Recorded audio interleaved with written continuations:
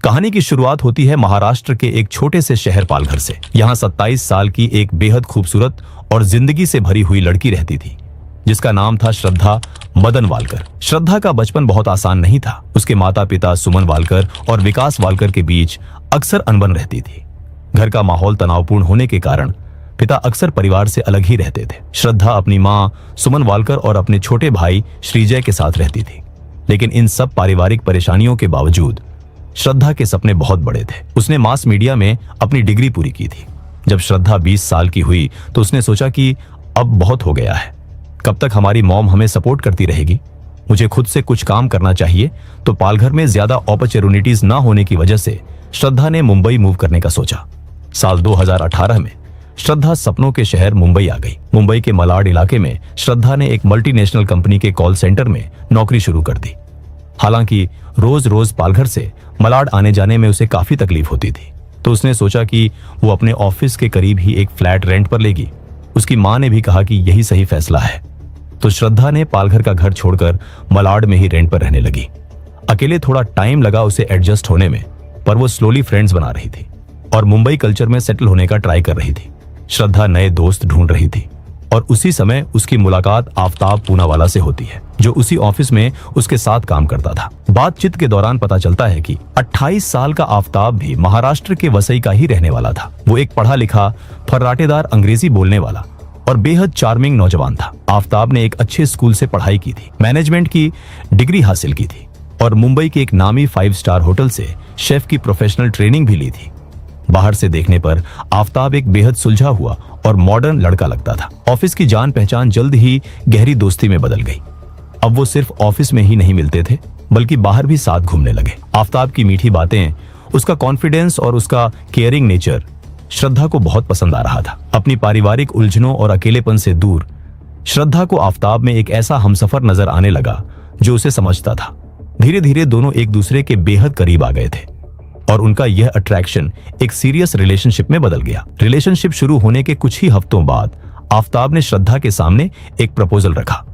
आफ्ताब, जो खुद अपने परिवार से दूर अकेले रहता था, उसने कहा, हम दोनों एक दूसरे से प्यार करते हैं और मुंबई जैसे शहर में अकेले रहना बहुत खर्चीला है। क्यों ना हम एक साथ लिव इन रिलेशनशिप में रहें। उस वक्त श्रद्धा को आफ्ताब का यह प्रपोजल बहुत सही लगा और उसने लिव इन में रहने के लिए हाँ कर दी। साल 2019 में दोनों ने मुंबई में एक किराए का कमरा लिया और साथ रहने लगे। उन्होंने मुंबई के मलाड एरिया में ही एक फ्लैट किराए पर लिया और एक छत के नीचे पति पत्नी की तरह रहने लगे। बाहर से देखने पर ये एक परफेक्ट मॉडर्न लव स्टोरी लग रही थी। इसके बाद श्रद्धा ने सोचा कि वो अपनी माँ को उसके और आफ्ताब के रिलेशनशिप के बारे में बता देगी और वो पालघर जाके अपने माँ से बात करने लगी। अपनी माँ सुमन को आफ्ताब और अपने लिव इन रिलेशनशिप के बारे में श्रद्धा ने बताया और यह भी कहा कि वह आफ्ताब से शादी करना चाहती है। ये बात सुनकर सुमन चौंक गई और घर में तूफान आ गया। उसकी माँ ने इस रिश्ते को सिरे से खारिज कर दिया। उन्होंने श्रद्धा को कहा कि हम हिंदू हैं और वो मुसलमान। अलग धर्म होने के कारण हमारी फैमिली और हमारा समाज इस रिश्ते को कभी स्वीकार नहीं करेगा। जब श्रद्धा ने अपनी माँ की बात नहीं मानी तो माँ ने श्रद्धा के पिता विकास वालकर से मदद मांगी, इस उम्मीद में कि श्रद्धा एटलीस्ट अपने पिता की बात मानेगी। सुमन ने तुरंत ही विकास को घर बुलाया और श्रद्धा के पिता विकास वालकर ने भी श्रद्धा को समझाने की कोशिश की, लेकिन प्यार के नशे में चूर श्रद्धा ने उनकी भी बात नहीं मानी। वह अपनी जिद पर अड़ी रही। इसके बाद काफी दिनों तक परिवार ने उसे समझाने की कोशिश की, लेकिन श्रद्धा ने उनकी एक बात नहीं सुनी। उसका परिवार उसे आफ्ताब से अलग करना चाहता था, लेकिन नतीजा एकदम उल्टा हुआ। परिवार के साथ उसकी रोज रोज की लड़ाई इतनी बढ़ गई कि श्रद्धा ने एक दिन गुस्से में सारी हदें पार कर दी। उसने अपने माता पिता से चीख कर कहा, आज से मेरा परिवार से कोई रिश्ता नहीं है, मेरी कोई फैमिली नहीं है, मेरे लिए अब आफ्ताब ही सब कुछ है, मुझे दोबारा कभी कांटेक्ट मत करना। ये कहकर श्रद्धा ने हमेशा के लिए अपना घर छोड़ दिया। सितंबर 2019 ये वो महीना था जब श्रद्धा ने अपने सबसे बड़े सुरक्षा कवच, अपने परिवार को अपने ही हाथों तोड़ दिया था। अब वो इस बड़ी दुनिया में आफ्ताब के साथ बिल्कुल अकेली थी। श्रद्धा ने अपने माता पिता के फीलिंग्स के बारे में बिल्कुल भी नहीं सोचा। श्रद्धा ने अपनी तरफ से सारे रिश्ते तोड़ लिए थे। वह ना अपने परिवार से मिलती, ना उनका फोन उठाती। उसका छोटा भाई श्रीजय बस कभी कभी उसकी व्हाट्सएप या इंस्टाग्राम स्टोरी देखकर यह तसल्ली कर लेता था कि उसकी बहन जिंदा है और ठीक है। इसके बाद उसकी माँ हर रोज श्रद्धा के बारे में सोच सोच कर परेशान रहती थी और इसी परेशानी के चलते सुमन की तबीयत भी खराब हो रही थी। और फिर 28 जनवरी 2020 को श्रद्धा की जिंदगी में एक भयानक तूफान आया। उसकी मां सुमन का अचानक हार्ट अटैक से निधन हो गया। अपनी मां की मौत की खबर ने श्रद्धा को अंदर तक तोड़ दिया। वो मां के अंतिम संस्कार में गई, जहां उसकी मुलाकात उसके पिता से हुई, जहां वो अपने पिता को गले लगा के रोने लगी। मां की मौत के बाद श्रद्धा आफ्ताब पर इमोशनली पूरी तरह से डिपेंड हो गई थी और यहीं से आफ्ताब का असली चेहरा सामने आना शुरू हुआ। जो रिश्ता प्यार से शुरू हुआ था वो अब एक घुटन भरे जाल में तब्दील होने लगा था। सच्चाई ये थी कि आफ्ताब कोई जिम्मेदार इंसान नहीं था। वो अक्सर घर पर खाली बैठा रहता था, जबकि श्रद्धा रोज ऑफिस जाकर मेहनत से पैसे कमाती थी। आफ्ताब श्रद्धा की ही कमाई से अपने महंगे शौक पूरे करता था, अपने लिए गांजा खरीदता था और घर का सारा खर्चा श्रद्धा पर डाल देता था। बात सिर्फ पैसों की नहीं थी। श्रद्धा चाहती थी कि उसकी और आफ्ताब की जल्द शादी हो और दोनों ऑफिशियल पति पत्नी की तरह रहे, लेकिन आफ्ताब हमेशा ही इस बात को इग्नोर कर देता था। धीरे धीरे दोनों की जिंदगी में चीजें और खराब होने लगी। जब जब श्रद्धा आफ्ताब से शादी की बात करती, तब तब आफ्ताब और श्रद्धा में बहुत झगड़े होते थे। एक बार तो बात इतनी बढ़ गई थी कि आफ्ताब ने श्रद्धा पर हाथ भी उठाया था। एक बार तो श्रद्धा ने रोते हुए अपनी एक दोस्त को फोन किया और कहा कि आफ्ताब ने उसे इतनी बुरी तरह मारा है कि अगर वो आज रात उसके साथ रुकी तो वो उसे जान से मार देगा। श्रद्धा इतनी डरी हुई थी कि उसने अपने दोस्त को कहा कि उसने पुलिस कंप्लेंट करने तक का मन बना लिया था। लेकिन हर बार की तरह आफ्ताब उसके पास आता है और एक शातिर शिकारी की तरह मगरमच्छ के आंसू बहाता था, माफी मांगता था और श्रद्धा इस उम्मीद में उसे माफ कर देती कि एक दिन वो उससे शादी कर लेगा और सब ठीक हो जाएगा। लेकिन आफ्ताब अपनी हरकतों से बाहर नहीं आ रहा था। आफ्ताब लगातार उसी डेटिंग ऐप का इस्तेमाल कर रहा था जिसके जरिए वो श्रद्धा से मिला था। वो दूसरी लड़कियों से मिलता था। जब श्रद्धा को इस बारे में पता चला तो उसने विरोध किया, जिसके बाद आफ्ताब ने उसे ही मेंटली टॉर्चर किया और कहा कि तुम पागल हो रही हो, तुम बेवजह शक करती हो। दोनों के बीच भयंकर झगड़े होते थे, लेकिन श्रद्धा इस रिश्ते से बाहर नहीं निकल पा रही थी। 2022 में जाके आफ्ताब के परिवार को भी पता चला कि आफ्ताब किसी हिंदू लड़की के साथ रह रहा है। आफ्ताब के परिवार वालों ने भी इस रिश्ते को नकार दिया और उसके परिवार वालों ने कहा कि वो श्रद्धा को छोड़ दे। रोज रोज के झगड़ों और मुंबई की घुटन से बचने के लिए आफ्ताब ने एक नया कार्ड खेला।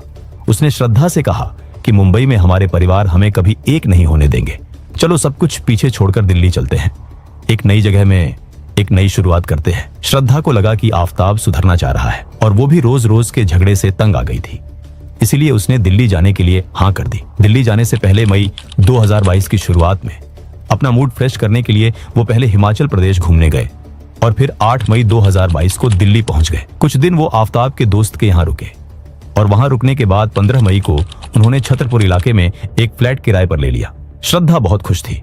उसे लगा कि दिल्ली में वो आखिरकार आफ्ताब से शादी कर लेगी। दिल्ली में सब कुछ सही चल रहा था, लेकिन फिर अचानक कुछ अजीब होने लगा। जून, जुलाई, अगस्त का महीना बीत गया। जब श्रद्धा की एक दोस्त उसे कॉल कर रही थी, तब श्रद्धा का मोबाइल लगातार स्विच ऑफ आ रहा था। कई हफ्तों तक उसका फोन नहीं लग रहा था। शुरुआत में उसकी दोस्त को लगा कि वो अपनी नई जिंदगी में बिजी होगी, लेकिन जब अक्टूबर आ गया और श्रद्धा के दोस्त ने श्रद्धा के पिता को कॉल करके पूछा कि क्या श्रद्धा का कोई नया नंबर है, उसने बताया कि श्रद्धा का फोन नहीं लग रहा है। तो उस पर पिता ने बताया कि नहीं, श्रद्धा का वही एक नंबर है। फिर उसकी दोस्त ने बताया कि उसकी श्रद्धा से महीनों से कोई बात नहीं हुई है और उसने ये भी कहा कि वो आफ्ताब के साथ दिल्ली शिफ्ट हुई है। ये सुनकर पिता विकास वालकर घबरा गए। पहले तो उन्हें लगा कि शायद उसने नंबर बदला होगा और उसने उन्हें नहीं बताया होगा, लेकिन जब उन्होंने अपने बेटे श्रीजय को कहा कि सोशल मीडिया पर चेक करो कि उसका कोई अपडेट है, उसके भाई श्रीजय, जो अक्सर इंस्टाग्राम के जरिए अपनी बहन की हालचाल का अंदाजा लगाता था, उसने तब नोटिस किया कि श्रद्धा के अकाउंट पर कोई हलचल नहीं है। उसने महीनों से कोई नई फोटो अपलोड नहीं की थी। ये देखकर उसके पिता ने बिना कोई वक्त बर्बाद किए 6 अक्टूबर 2022 को महाराष्ट्र के पालघर पुलिस स्टेशन में अपनी बेटी की गुमशुदगी की रिपोर्ट दर्ज कराई। पुलिस की शुरुआत ही जांच पड़ताल में पता चलता है कि श्रद्धा कुछ महीने पहले तक आफ्ताब नाम के एक लड़के के साथ रह रही थी। पुलिस आफ्ताब का मोबाइल नंबर किसी तरह हासिल कर लेती है और फोन पर ही आफ्ताब से श्रद्धा के बारे में पूछताछ करती है। आफ्ताब ने बेहद शांत और कॉन्फिडेंट आवाज में पुलिस को बताया, सर, हमारी 22 मई 2022 को बहुत बड़ी लड़ाई हुई थी। वो गुस्से में अपना फोन और सारा सामान लेकर घर से निकल गई।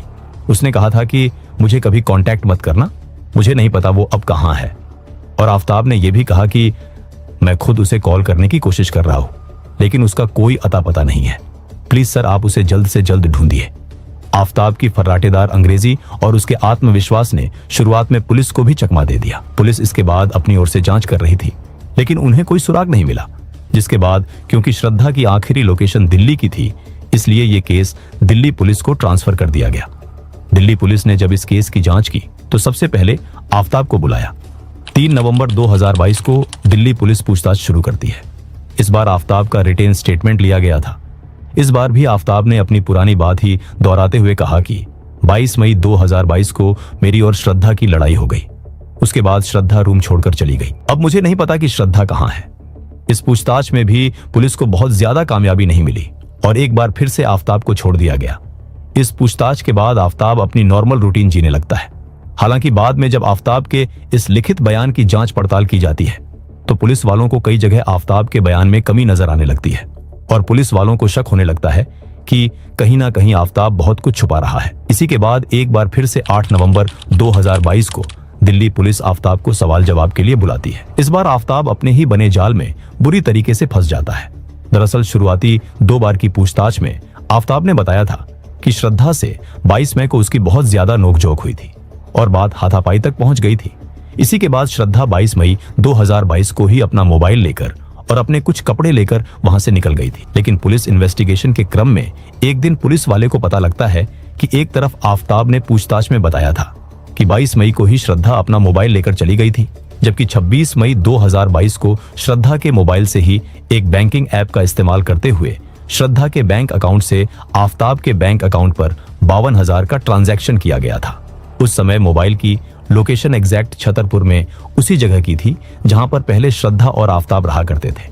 इसके अलावा जब पुलिस ने श्रद्धा के इंस्टाग्राम अकाउंट की डिटेल्स निकलवाए तो पता चला कि मई के आखिरी हफ्ते में भी उसी छतरपुर की लोकेशन से श्रद्धा का सोशल मीडिया अकाउंट हैंडल किया जा रहा था और कुछ दोस्तों से चैट भी हुई थी। यहां तक कि 31 मई 2022 को भी छतरपुर लोकेशन से ही श्रद्धा की एक फ्रेंड से चैट हुई थी। अब दिल्ली पुलिस आफ्ताब से सवाल करती है कि अगर 22 मई को ही श्रद्धा यहां से जा चुकी है तो आखिर उसका मोबाइल फोन कैसे पहले 26 मई और फिर 31 मई को इसी घर पर ऑन हुआ और उससे ट्रांजैक्शन हुए। आफ्ताब इन सवालों का प्रॉपर जवाब नहीं दे पाता है और फिर कड़ाई से पूछताछ का दौर शुरू हो जाता है। आखिरकार पुलिस की सख्ती और टॉर्चर के आगे आफ्ताब की सारी हिकड़ी निकल जाती है और फिर आगे जो खुलासा होता है उसे जानकर हर किसी के पैरों तले जमीन खिसक जाती है। उनके रोंगटे खड़े हो गए। आफ्ताब ने कांपती हुई आवाज में नहीं बल्कि एक अजीब सी शांति के साथ कबूल किया, श्रद्धा मुझे छोड़कर नहीं गई थी। वो कभी इस फ्लैट से बाहर निकली ही नहीं। मैंने उसे मार दिया है। ये कोई आम मर्डर नहीं था। पुलिस ने जब पूछा कि लाश कहां है तो आफ्ताब ने जो कहानी सुनाई वो किसी की भी नींद उड़ाने के लिए काफी थी। आफ्ताब ने बताना शुरू किया कि 18 मई 2022 की शाम को क्या हुआ था। दिल्ली आए हुए उन्हें मुश्किल से 10 दिन ही हुए थे। शाम के वक्त घर के खर्चों और श्रद्धा की शादी की लगातार की जा रही मांग को लेकर दोनों में तीखी बहस छिड़ गई। श्रद्धा अब और इंतजार नहीं करना चाहती थी। बात इतनी बढ़ गई कि हाथापाई शुरू हो गई। गुस्से में पागल आफ्ताब ने श्रद्धा को जोर से धक्का दिया और वो जमीन पर गिर गई। इससे पहले कि वो उठ पाती 28 साल का आफ्ताब उसके सीने पर चढ़ गया। उसने अपने दोनों हाथों से श्रद्धा का गला दबोच लिया। श्रद्धा तड़पती रही, छटपटाती रही, लेकिन आफ्ताब ने अपनी पकड़ तब तक ढीली नहीं की जब तक श्रद्धा की सांसें हमेशा के लिए रुक नहीं गई और उसका शरीर नीला नहीं पड़ गया। कत्ल करने के बाद आफ्ताब घबराया नहीं। वो वहीं लाश के पास बैठा रहा। उसे थकान महसूस हो रही थी तो उसने आराम से ऑनलाइन खाना ऑर्डर किया। जब डिलीवरी वाला आया तो उसने दरवाजे पर ही खाना कलेक्ट कर लिया और उसी कमरे में लाश के बगल में बैठकर उसने वो खाना खाया, बियर पी और फिर दूसरे कमरे में जाकर आराम से सो गया। अगली सुबह 19 मई को जब वो उठा उसे लाश को ठिकाने लगाना था। एक प्रोफेशनल शेफ रह चुका आफ्ताब जानता था कि मांस को कैसे काटा जाता है। वो मार्केट गया और उसने एक 300 लीटर का बड़ा फ्रिज खरीदा। फिर वो एक हार्डवेयर की दुकान पर गया और वहां से मांस काटने वाली एक बेहद धारदार आरी खरीदी। साथ ही कचरा फेंकने वाले भारी काले प्लास्टिक बैग्स, ब्लीच और खतरनाक केमिकल्स भी खरीदे। घर आकर उसने श्रद्धा की लाश को घसीटकर बाथरूम में डाला। खून जम न जाए इसलिए उसने बाथरूम का शावर फुल स्पीड में चला दिया और फिर उसने उस आरी से अपनी ही प्रेमिका के शरीर को काटना शुरू कर दिया। इंटरनेट पर एनाटॉमी पढ़कर उसे पता था कि शरीर कैसे काटना है। जब वह श्रद्धा के शरीर का हिप वाला हिस्सा काट रहा था तो पानी और खून की वजह से आरी स्लिप हो गई और आफ्ताब के बाएं हाथ पर एक गहरा कट लग गया। हाथ से खून बहने लगा और दर्द होने लगा। वह तुरंत पास के एक डॉक्टर के पास गया। डॉक्टर ने जब उससे पूछा कि यह कट कैसे लगा तो उस शातिर कातिल ने बिना पलक झपकाए झूठ बोल दिया। मैं फ्रूट्स काट रहा था, तभी चाकू स्लिप हो गया। उसने बड़े आराम से डॉक्टर से अपने हाथ पर टांके लगवाए और वापस उसी फ्लैट में आ गया और अपना काम शुरू कर दिया। कई घंटों की हैवानियत के बाद उसने उस लड़की के शरीर के पूरे 35 टुकड़े कर दिए थे। जिससे वो प्यार करने का दावा करता था, उसी को वो बड़ी बेरहमी से काटता रहा। इन टुकड़ों को उसने एक एक करके काले पॉलीथीन बैग्स में पैक किया और उसके बाद उसी नए फ्रिज के फ्रीजर में उसने सजा कर रख दिया। उसी फ्रिज में वो अपना खाने पीने का सामान भी रखता था और रोज उसे खोलकर इस्तेमाल करता था। वो बड़े आराम से फ्रिज से दूध निकालकर ऐसे चाय बना के पीता था मानो कुछ हुआ ही ना हो। मई के महीने में गर्मी होती है, इसीलिए लाश की बदबू न फैले, इसके लिए वो दिन रात अगरबत्ती जलाता और घर को केमिकल से धोता था। इसके बाद अब शुरू हुआ उसके लाश ठिकाने लगाने का मास्टर प्लान। अगर वो सारे टुकड़े एक साथ फेंकता तो किसी की भी नजर पड़ सकती थी। उसने एक खौफनाक रूटीन बना लिया। हर रात करीब 2 बजे वो अपने बैकपैक में 1 या 2 पॉलीथीन बैग डालता और छतरपुर से निकलकर महरौली के घने जंगलों या सुनसान इलाकों में जाकर उन टुकड़ों को जानवरों के खाने के लिए फेंक देता। यही नहीं, वो एक डायरी में नोट करता था कि कौन सा टुकड़ा कहाँ फेंका है, ताकि एक जगह पर ज्यादा टुकड़े न मिले। अगले 17 से 18 दिनों तक वो यही करता रहा। उसने श्रद्धा के कपड़ों को 2 अलग अलग हिस्सों में बांटा। कुछ कपड़े घर के पास फेंके और बाकी कपड़े एक बहुत दूर कूड़े के ढेर में फेंक दिए। जिस आरी से उसने श्रद्धा को काटा था, उसका हैंडल निकालकर उसने मैदान गढ़ी के तालाब में फेंका और आगे का लोहे वाला हिस्सा गुरुग्राम की तरफ फेंक दिया। और सबसे चौंकाने वाली बात, जब श्रद्धा का कटा हुआ सिर उसी फ्रिज में रखा हुआ था, तब आफताब ने वापस डेटिंग ऐप बम्बल का इस्तेमाल शुरू कर दिया था। उसने डेटिंग ऐप के जरिए एक और लड़की को अपने उसी फ्लैट पर बुलाया। उस लड़की के साथ उसने उसी घर में खाना खाया, वक्त बिताया और उस लड़की को जरा भी अंदाजा नहीं था कि जिस फ्रिज से निकालकर आफताब उसे पानी पिला रहा है, उसी फ्रिज में एक कटी हुई लाश का सिर रखा है। आफताब के दिल में ना कोई खौफ था, ना कोई पछतावा। आखिरकार 5 जून को आफताब ने फ्रिज से श्रद्धा का सिर निकाला। उसे पता था कि चेहरा देखकर लाश की पहचान हो सकती है, इसलिए उसने एक सुनसान जगह पर जाकर श्रद्धा के सिर को बुरी तरह जला दिया ताकि कोई उसे पहचान न सके। कत्ल हो चुका था, लाश गायब हो चुकी। फ्लैट को ब्लीच और केमिकल से धोकर ऐसा चमका दिया गया था कि खून का एक कतरा भी ना मिले। लेकिन आफताब जानता था कि अगर श्रद्धा अचानक गायब हो गई तो मुंबई में उसके दोस्त और उसका परिवार पुलिस में जाएंगे। इसलिए उसने एक डिजिटल मर्डर की साजिश रची। उसने श्रद्धा का मोबाइल अपने पास ही रखा।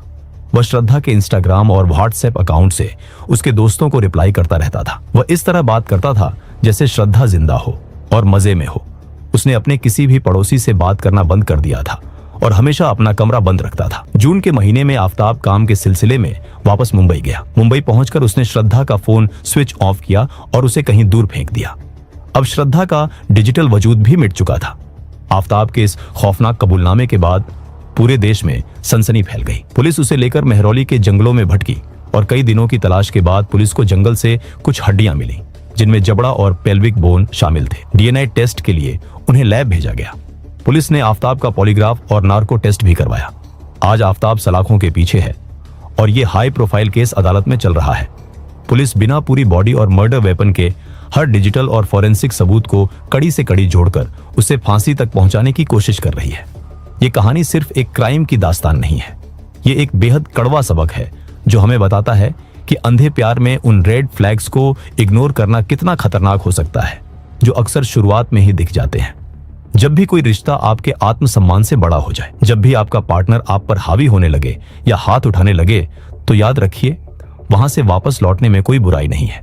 जान से बढ़कर इस दुनिया में कोई प्यार नहीं होता। क्या आपको लगता है कि आफताब जैसे शातिर और खूंखार साइकोपैथ के लिए हमारे कानून में कोई ऐसी सजा है जो इस जुर्म के बराबर हो?